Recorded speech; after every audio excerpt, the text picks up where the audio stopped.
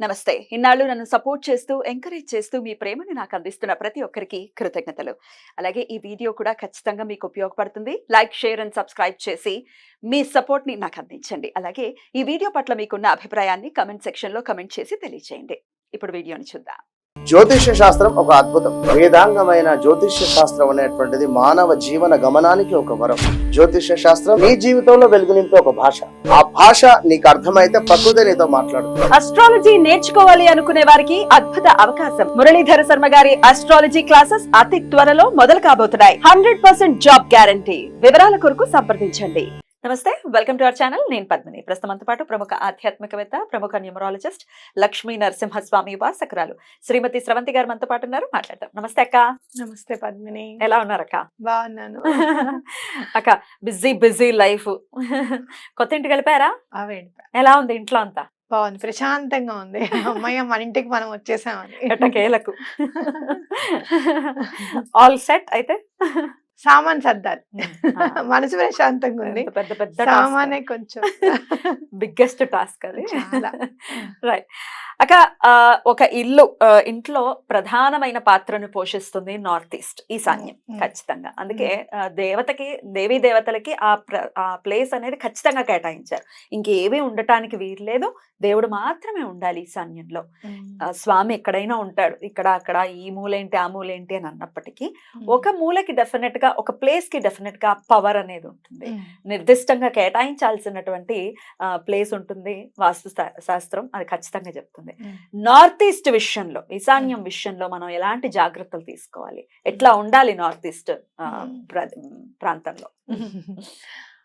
North east చాలా neat గా ఉండాలి పద్మిని. ఎప్పుడు కూడా బరువైన వస్తువులు అవి ఉండకూడదు అనేది మనకు తెలుసు.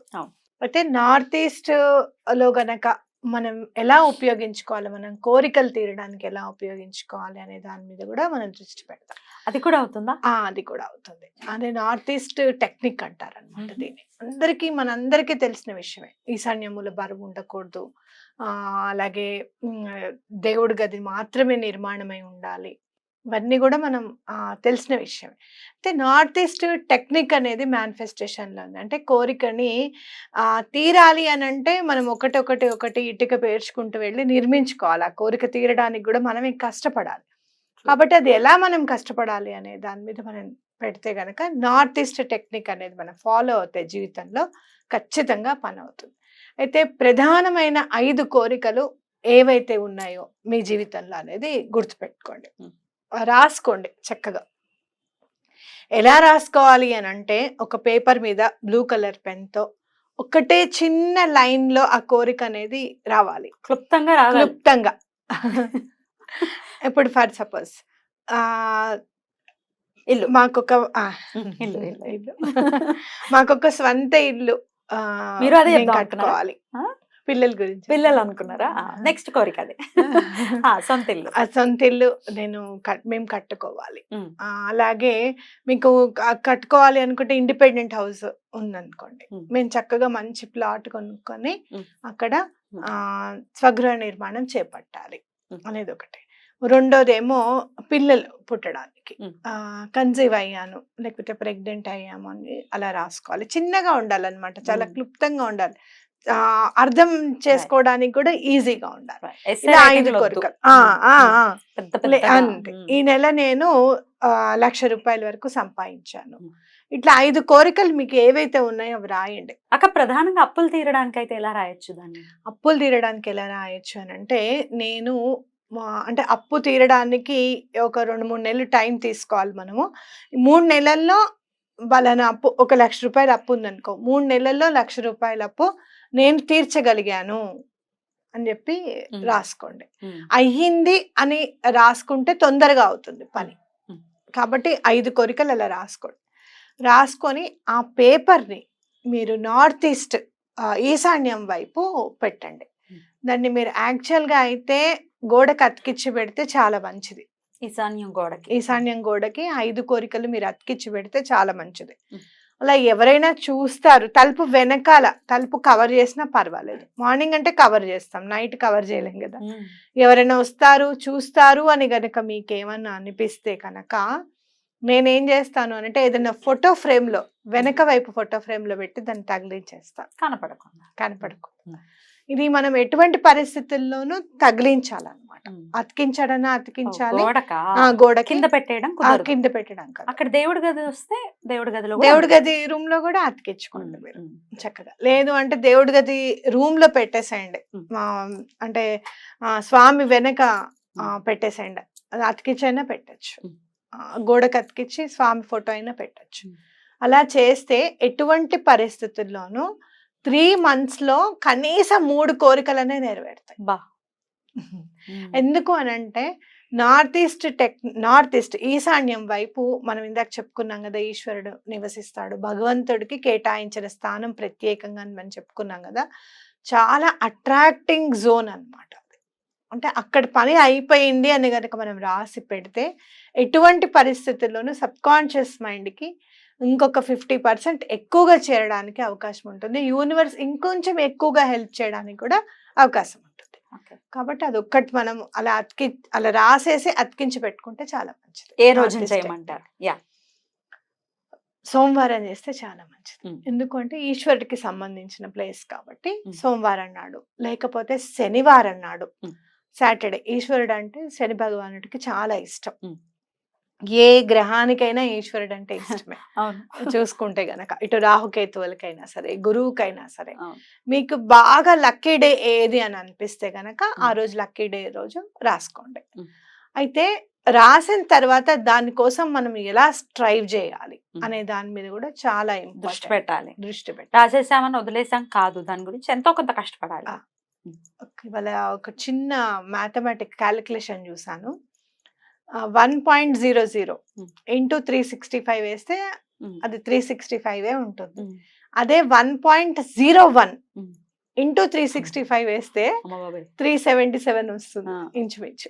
అంటే మనం ఒక్క 0.1% ఎక్కువగా గనక శ్రమిస్తే ఎంత తేడా ఉంటుందో ఆలోచించాలి. మార్పు ఉంటుంది కదా. అలా ఏదైనా సరే మీరు క్యాల్కులేషన్ చూస్తే గనక నెంబర్స్ ఏవైనా సరే నిజాన్ని చెప్తాయి అనేది గుర్తుపెట్టుకోవాలి మనం. సో ఈ క్యాల్కులేషన్ ని కూడా గుర్తుపెట్టుకోండి. మేము కష్టపడుతూనే ఉన్నాము అని అంటే ఏ విధంగా కష్టపడుతున్నారు, మీరు కష్టపడే రూట్ కరెక్టా కాదా అనేది కూడా చాలా ఇంపార్టెంట్ అన్నమాట. ఓకే, కాబట్టి దాని మీద అనలైజ్ చేసుకోండి. అనలైజ్ చేసుకొని మీరు యూనివర్స్ని మీరు ఏం ప్రే చేస్తారు అని అంటే, అసలు నేను వెళ్ళే దారి కరెక్టా కాదా, ఒకవేళ కరెక్ట్ దారి అయితే నాకు సూచించమని చెప్పాలి. ఏమైనా నేను ఇంకా ఏదైనా చెయ్యాలి అంటే గనక ఆ సూచనలు కానీ లేకపోతే హెల్ప్ చేయమని కానీ మనం రిక్వెస్ట్ చేయాలన్నమాట. అలా మీరు నైట్ పడుకునేటప్పుడు ఏదైతే మీరు కోరికలు రాశారో అవన్నీ గుర్తు చేసుకొని అవన్నీ తీరిపోయినట్టుగా మీరు అనుకుంటూ పడుకోండి. ఇమాజినేషన్ అలా అనుకుంటూ పడుకోండి. మార్నింగ్ లేస్తూనే ఫస్ట్ మెలకు వస్తుంది కదా, మెలకు వచ్చిన వెంటనే ఆ పని అయింది అని అనుకుంటూ లేవండి. చాలా ఇంపార్టెంట్ అన్నమాట. ఎందుకు అనంటే మనం నిద్రావస్థలో ఉన్నప్పుడు సబ్ కాన్షియస్ మైండ్ ఇంకా కొంచెం ఎక్కువగా పనిచేస్తుంది అనమాట. సో తప్పకుండా పని అవ్వడానికి చాలా సోర్సెస్ మనం ఇచ్చినట్టుగా అవుతుంది. బ్యూటిఫుల్. నార్త్ ఈస్ట్ టెక్నిక్ ని డెఫినెట్ గా వినియోగించుకుని వారి కోరికలు ఖచ్చితంగా నిర్మించుకోవచ్చు, వాటిని సాకారం చేసుకోవచ్చు అని చెప్తున్నారు. అయితే ఈ నార్త్ ఈస్ట్ కి సంబంధించి ఇంకొక ప్రశ్న, ఈ రాగి చెంబులో నీళ్లు పెట్టడం, అక్కడ ముగ్గేసి పెట్టడం, ఇది చేస్తూ ఉంటారు. ఇఫ్ అట్ ఆల్ ఆగ్నేయపు ఈశాన్యంలో గనక దేవుడు గది వస్తే ఈ అసలు ఈశాన్యంలో ఇలా చేస్తూ ఉంటారు. అది ఎంతవరకు చాలా ప్రభావితం చూపిస్తుంది పద్మిని. ఎందుకంటే రాగి రాగోరుతుంది అంటారు. అండ్ ఇంకోటి ఏంటి అని అంటే ప్రత్యేకంగా ఆ ప్లేస్ కి మనం ఇచ్చే వాల్యూ, ఎప్పుడైనా కూడా యూనివర్స్ మనం ఎంత వాల్యూ ఇస్తే మనకు అంత వాల్యూ ఇస్తుంది అనమాట. అక్కడ మీరు ఇంకా ప్రధానంగా యూజ్ చేసేది వాటర్, పువ్వులు, పసుపు కుంకుమ వేసి ముగ్గు వేసి అక్కడ పెట్టడము. ఇవన్నీ యూనివర్స్ ని మనం వాటర్ ని యూజ్ చేసుకుంటున్నట్టే కదా, మెటల్స్ ని యూజ్ చేసుకుంటున్నట్టే.